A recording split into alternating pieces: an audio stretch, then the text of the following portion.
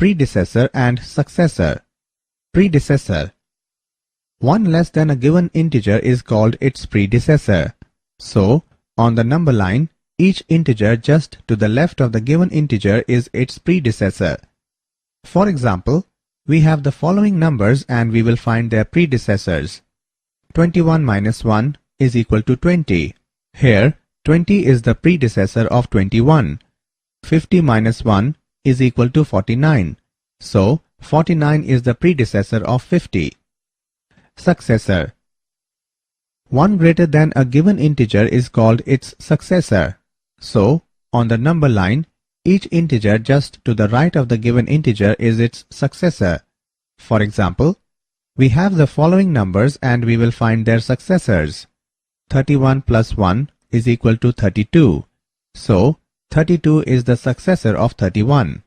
44 plus 1 is equal to 45. So, 45 is the successor of 44.